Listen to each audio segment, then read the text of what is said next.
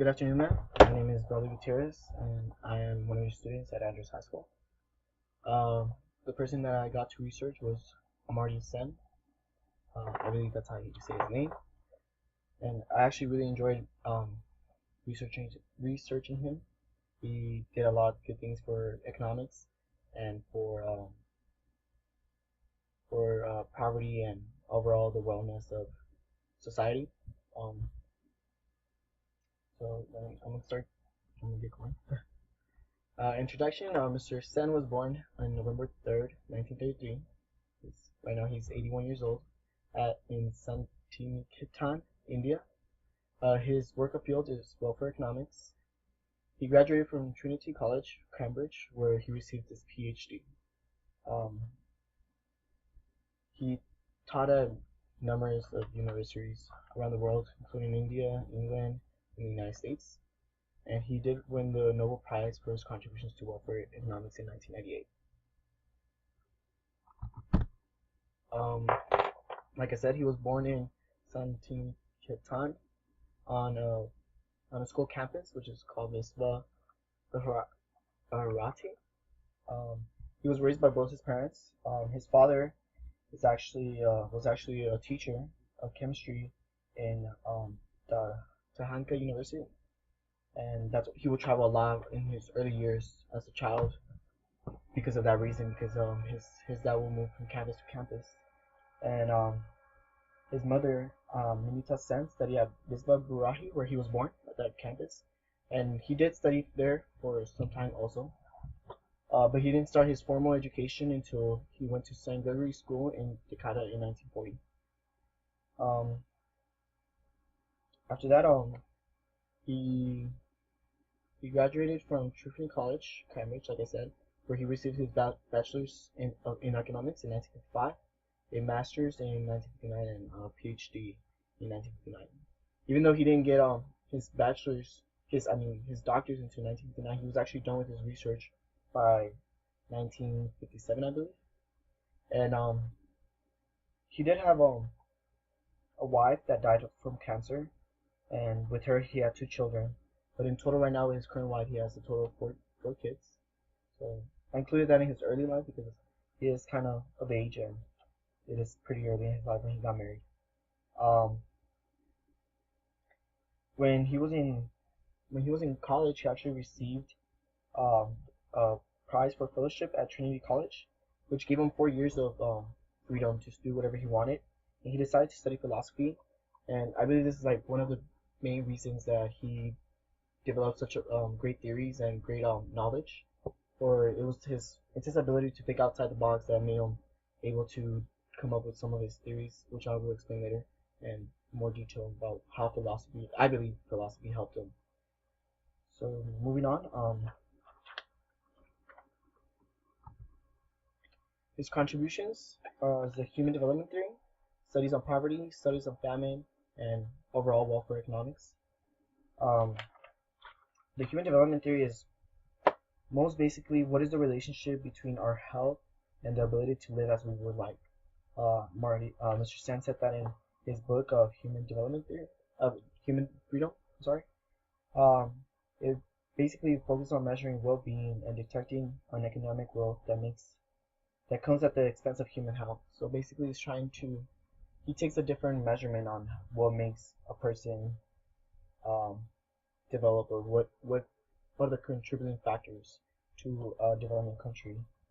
Um, for example, the right to do something isn't really a right if the person does not have the appropriate functions to do so.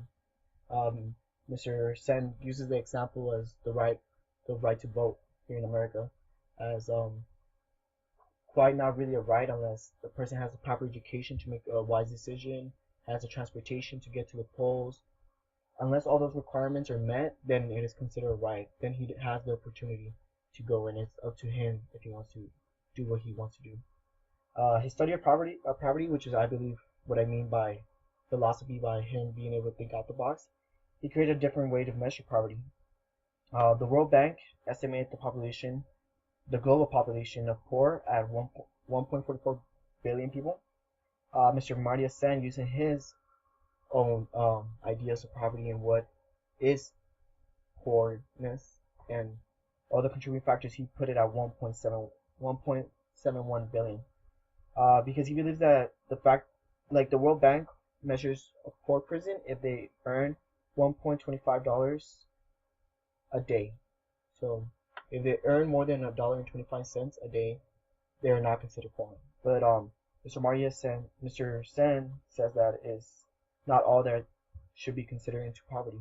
Uh, the human should be able to, or the person should be uh, living in good standard conditions. Um, he he takes where they're living, such as if it's house a house with dirt in the floor or sand, or is it marble? The child mortality rate on that in that area. How many years have they had school? What is the educational level? How far do they have to walk to get drinking water? So all these things that he puts into it is really just showing that it's not just about how much a person makes. If you're unemployed and you're making here in the United States 725 minimum, well, you're not poor, but is it really enough to feed your family if you have a family of four compared to a family who has only two kids? So it's really not what you're earning, but what you can do with what you earn, and that's what his human development theory is more of. Uh, the human capability, what are humans capable of doing? But Mr. Morrison Mr. Stan said that the government first must um, meet the functions for the person to have the choice or the right to do it, the freedom to do it. His studies of famine basically is the same thing as the study of poverty. Um, he he's measuring famine in a different way. So, but the way he is measuring it changes how the poor are accounted for vastly, improving the effectiveness of international aid and organizations.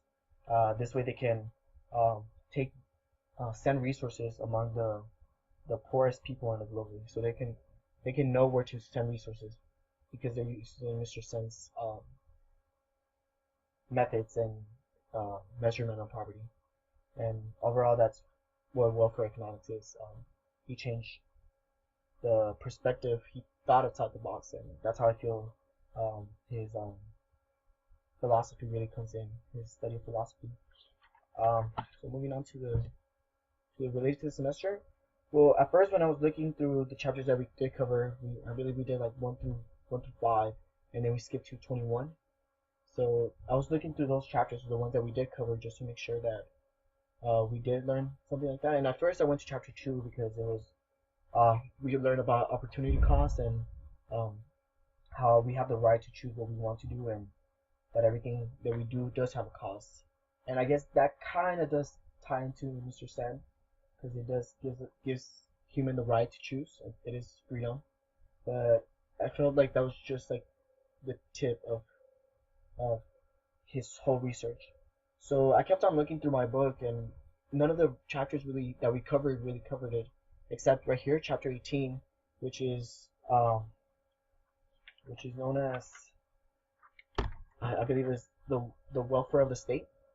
And I started reading that. I really felt like this was his chapter because it talks about poverty, welfare, human rights, and equality, all of which Mr. Sen pushed for.